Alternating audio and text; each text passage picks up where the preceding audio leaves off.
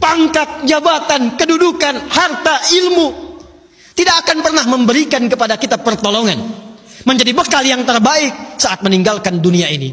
Karena itulah Nabi mengingatkan, setiap tempat punya bekalnya masing-masing. Anda dari Indonesia ke Malaysia, apa dipikir semua yang di Indonesia bisa berlaku di Malaysia? Tidak. Anda dari Indonesia ke Amerika, apakah uang yang berlaku di Indonesia laku di Amerika? Tidak. Belum tentu bisa digunakan.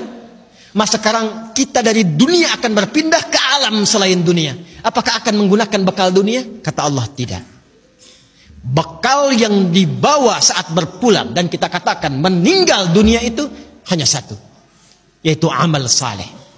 Di dalam Al-Quran tidak disebutkan amal saleh kecuali dengan kalimat zikrullah. Zikir. Zikir. Zikir. Zikir adalah nama lain dari amal saleh. Sekaligus secara bahasa juga pengingat. Seakan Allah ingin mengatakan, hei, ingat kamu akan wafat. Ingat kamu akan meninggal. Sekarang pangkatnya tinggi, hartanya banyak, ilmunya luas. Saat pulang ingat, saat meninggal dibawa tidak itu. Pakaian cuma 2 helai kain kafan, tidak ada kantongnya. Dibawa ke alam kubur dunia tidak ada yang ikut. Zikir, ingat.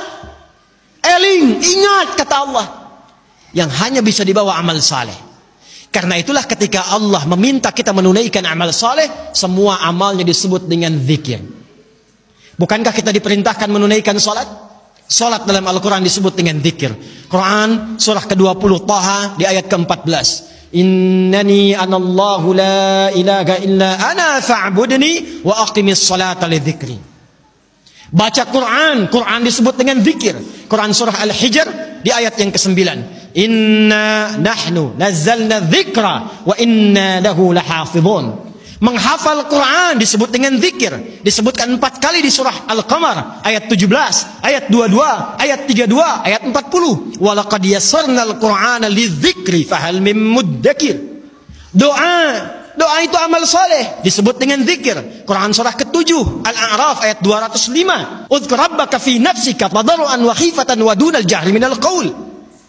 Anda setelah salat mengucapkan subhanallah, alhamdulillah, Allahu akbar, itu zikir. Quran surah ke-4 An-Nisa ayat 103. Fa idza qadaytumus salata fadhkurullah. Maka kata Allah, ingat, kalau sudah sampai akhir pekan itu, yang dihitung jangan cuma dunianya. Berapa ya harta yang dikumpulkan selama kerja ini? Di pasar berapa keuntungan yang diraih? Di kantor berapa omset yang didapatkan? Berapa pangkat yang sudah diletakkan di pundak itu? Berapa ilmu yang sudah diraih? Kata Allah, ingat saat meninggal apa bekal zikir yang telah kamu siapkan. Bahkan jangan-jangan sampai sekarang pun puluhan tahun kita hidup, untuk sholat pun belum mampu mengenal, mengetahui, memahami apa yang kita baca dalam sholat kita. Bahkan diberikan usia yang banyak pun, jangankan menghafal Quran, untuk baca pun masih belum punya waktu. Hadirin, anak-anak sekarang, kami katakan kepada Anda, saya membimbing anak-anak penghafal Quran. Ada yang matanya tak mampu melihat. Ada yang otaknya lumpuh. Usia 3 tahun, 4 tahun, menghafal Quran. Sampai hafal 30 juz. Dan ketika kami tanyakan kepada mereka, kenapa Anda menghafal Quran? Mereka katakan, untuk menjadi bekal ketika berjumpa dengan Allah subhanahu wa ta'ala. Ada seorang anak matanya buta. Orang katakan buta, kami katakan ditutup matanya oleh Allah supaya tidak memandang maksiat.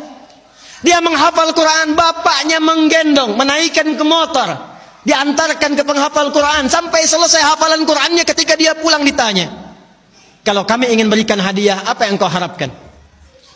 Kata beliau, saya hanya ingin doa saja, supaya Allah meringankan hisab saya di hari kiamat.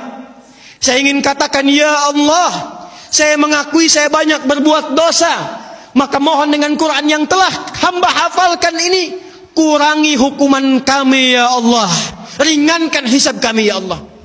Anak kecil, matanya buta, belum baligh, belum berlaku hisab, menghafal Quran supaya minta hidupnya diringankan di hadapan Allah dari dosa-dosa yang mungkin dilakukan. Anda diberikan 40 tahun, 50 tahun, 60 tahun, kalau sampai detik ini mengharapkan surga Firdaus, tapi belum serius mencari bekal, maka dengan cara apa lagi dan berapa lama lagi Allah memberikan kesempatan kita untuk mendekat kepadanya?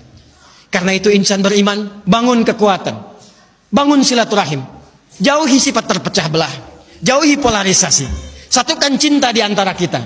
Setelah itu tingkatkan ibadah kita, niatkan setiap pekerjaan kita untuk mendapatkan ridha Allah Subhanahu wa taala, dan setiap tempat yang kita pijak, pakaian yang kita kenakan, kelak semua akan bersaksi di hadapan Allah. Itulah ikhtiar dan ibadah kita